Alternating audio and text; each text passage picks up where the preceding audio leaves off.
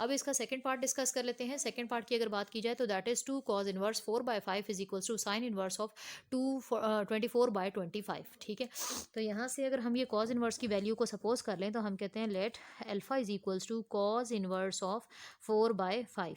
ठीक है जी, तो यहाँ पे फिर कॉस किसकी इक्वल हो जाएगा, cos alpha is equals to 4/5। तो कॉस किसकी इक्वल होता है, करली ब्राउन हेयर यानी कि बेस बाय हाइपोटेन्यूज। ठीक है, तो यहाँ पे भी हमें राइट एंगल ट्राइंगल बना लेंगे। ये जी मर्जी है उस तरफ मूव करें, इसका इस तरफ मूव करें। ये अगर मैंने राइट एंगल ट्राइंगल बना लिया तो बेस पता है दैट इज 4, हाइपोटेन्यूज जो होता है वो 90 के ऑपोजिट होता है दैट इज 5। तो ये हमारे पास हो जाएगा, बेस की वैल्यू ये हो गई। तो हम पाइथागोरस थ्योरम लगाते हैं। पाइथागोरस थ्योरम होता है हाइपोटेन्यूज यूजिंग, लिख देना है आपने पूरा। ठीक है, पूरा मेंशन करना है पाइथागोरस थ्योरम। ठीक है, hypotenuse square is equals to base square plus perpendicular square. ठीक है, तो हाइपोटेन्यूज कितनी है, 5 square is equals to base square, base कितनी है जी 4 का स्क्वायर प्लस परपेंडिकुलर, परपेंडिकुलर कितना है x का स्क्वायर। ठीक है, तो इससे हमारे पास क्या बन जाएगा, this is equals to x square. अगर 4 को उधर भेज दें तो 5 का स्क्वायर है जी उधर 25 और 4 का स्क्वायर होता है तो उधर 16। तो एक्स स्क्वायर की वैल्यू कितनी बनी 9, तो एक्स की वैल्यू क्या आ जाएगी 3 हमारे पास। तो एक्स इज इक्वल्स टू हमारे पास क्या हो गया 3। अब हम दूसरा फंक्शन जो हमें चाहिए वो फाइंड कर लेते हैं। दूसरा फंक्शन कौन सा चाहिए, साइन, तो हम इससे साइन अल्फा भी निकाल लेते हैं। साइन अल्फा किसकी इक्वल हो जाता है, sine alpha some people have यानी कि परपेंडिकुलर बाय हाइपोटेन्यूज। परपेंडिकुलर जो है वो एक्स था, एक्स की वैल्यू हमने निकाली 3। हाइपोटेन्यूज कितना है, हाइपोटेन्यूज की वैल्यू जो है ये लिखी हुई है, हाइपोटेन्यूज की वैल्यू कितनी है 5। तो साइन अल्फा की वैल्यू क्या आ जाएगी हमारे पास 3/5।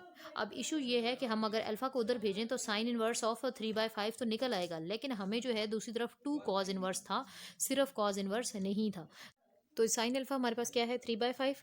तो देखे ना, ये हमारे पास अल्फा है। ठीक है, अल्फा ये वैल्यू है, तो हमें तो 2 अल्फा की वैल्यू चाहिए। तो 2 अल्फा के लिए हम लोग साइन 2 अल्फा की वैल्यू निकाल लेते हैं। ठीक है, इससे क्या होगा, साइन 2 अल्फा क्या होता है, साइन 2 थीटा का फॉर्मूला आपको पता है that is 2 sin theta cos theta. तो ये हो जाएगा 2 sin अल्फा cos अल्फा।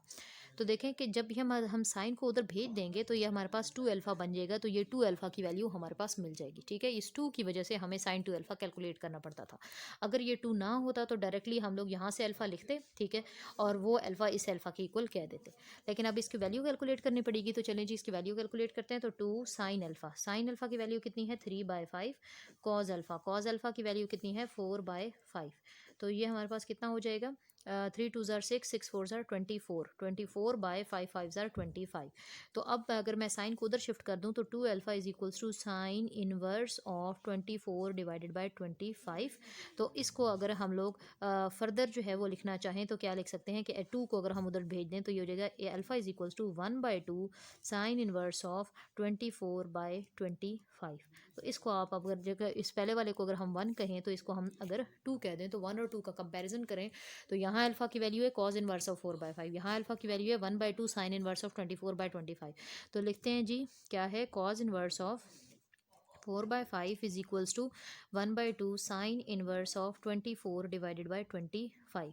अब रिजल्ट में क्या चाहिए कि 2 को हम इस तरफ चाहिए, तो 2 जो डिवाइड हो रहा है हम उस तरफ ले जाएं। तो अगला फाइनल हमारा रिजल्ट बन जाएगा 2 cos inverse of 4/5 is equals to sine inverse of 24 divided by 25। तो आप देखें कि यही हमें चाहिए था। तो this is your final result. अब जो इसका जो थर्ड पार्ट है ये आपका होमवर्क क्वेश्चन है, ये आपने करना है। अस्सलाम वालेकुम स्टूडेंट्स, क्वेश्चन नंबर 3 जो है हमने स्टार्ट करना है। इसके कुछ पार्ट्स जो इन्होंने हमें शॉर्ट सिलेबस करने के मुताबिक बताए हैं वो ये हैं। कॉज जो है वो साइन इनवर्स ऑफ 1/√2 फाइंड करना है। तो सबसे पहले हम जो अंदर वाली वैल्यू होगी ना उसको कुछ ना कुछ सपोज करके ले लेंगे। ठीक है, हम कहते हैं लेट, इसको कोई भी नाम दे दें, फॉर एग्जांपल अल्फा कह दूं। ठीक है, the alpha is equals to sine inverse of 1/√2। Sine inverse को अगर पीछे ले आए तो ये हो जाएगा sine alpha is equals to 1/√2। वही जैसे कि हमारा फर्स्ट क्वेश्चन था कि हम सोचेंगे कि अल्फा की ऐसी कौन सी वैल्यू होती है जिस पर ये आंसर 1/√2 देता है। ठीक है, तो आपको टेबल जो है वो याद रखना है। 1/2 जो है उस पर जो है वो हम कहते हैं कि 1/√2 कब देता है साइन, दैट इज़ π/4 पे। तो इसका मतलब π/4 वो वैल्यू है। सो दिस इम्प्लाइज कि अल्फा की वो कौन सी वैल्यू है जो कि 1/√2 देती है। तो that is alpha is equals to alpha is equals to π/4। अब ये π/4 यहाँ पे हम लोग सब्स्टिट्यूट करते हैं अपने गिवन क्वेश्चन में। तो ये हो जाएगा cause of sine inverse of 1/√2। ठीक है। तो क्या है साइन इनवर्स ऑफ 1/√2, तो इसका मतलब कि साइन इनवर्स ऑफ 1/√2 तो अल्फा होता है और अल्फा की वैल्यू क्या आ गई π/4। तो इसका मतलब cos is equals to sine inverse of 1/√2 alpha है और अल्फा की वैल्यू π/4 है, तो हम यहाँ पे लिख देते हैं π/4। तो कॉस π/4 हमारे पास कब होता है, तो कॉस π/4 होता है 1/√2 पे। तो ये जी हमारे पास आंसर आ जाएगा कि हम कहते हैं कि कॉस π, ये जो फाइनल हमारा आंसर है इसका वो क्या आ जाएगा 1/√2। Next question that is cosecant tan inverse of -1। Again हम लोग पास जो अंदर वाला फंक्शन है इसको हमने सपोज कर लेना है, हम अल्फा इसको अगर कह दें तो that is tan inverse of -1। अब tan अगर हम tan इनवर्स पीछे ले जाएं तो this is tan alpha is equals to -1। हमने ये सोचना है कि tan 1 कब होता है, ठीक है। तो tan जो है वो हमारे पास 1 कब होता है, π/4 पे।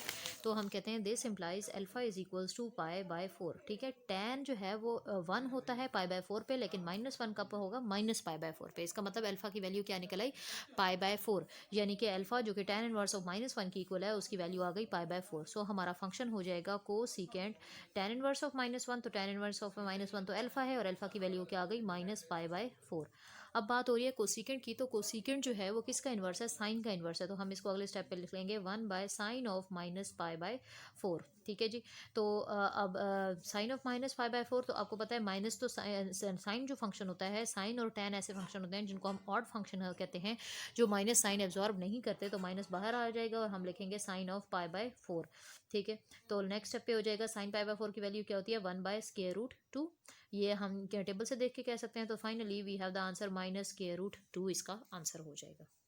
स्टूडेंट्स ये जो हमारे पास पार्ट नंबर 3 है ये आपने खुद करना है। इसी तरीके से 5 और 7 जो है ना वो भी आपने खुद अटैम्प्ट करने। 5 और 7 जो है ये आपने 5 और 9 आपने खुद अटैम्प्ट करने। मैं आपको 7 पार्ट करवा रही हूँ। 7 पार्ट में क्या है, यहाँ पे भी ये वाला जो अंदर वाला फंक्शन है इसको हमने अल्फा सपोज कर लेना है, एक्स सपोज कर लें, आपकी चॉइस है। तो हम कहते हैं साइन इनवर्स ऑफ 1/2 जो है वो अल्फा हो गया। साइन अगर साइन इनवर्स पीछे हो जाए तो sine of alpha is equals to 1/2। अब हमने क्या सोचना है कि अल्फा की ऐसी कौन सी वैल्यू होती है जिस पर वो 1/2 देता है। तो जी 1/2 कब देता है, π/6 पर साइन, ठीक है। तो अल्फा इज इक्वल्स टू क्या हो जाएगा, π/6, ठीक है। तो अब ये हमें अपने क्वेश्चन में पुट करनी है। तो ये हमारा क्वेश्चन क्या हो जाएगा, साइन ऑफ क्या पुट करना है, साइन इनवर्स ऑफ 1/2। तो that is sine inverse of 1/2 तो अल्फा की इक्वल है और अल्फा की वैल्यू क्या आ गई π/6, यानी कि साइन ऑफ π/6 यानी साइन 30 किसकी इक्वल है, तो साइन 30 तो 1/2 की इक्वल होता है। तो इसकी वैल्यू क्या आ जाएगी 1/2। So this is your answer for this question. तो इस तरीके से हमारी 13.2 जो है वो कंप्लीट हो गई है।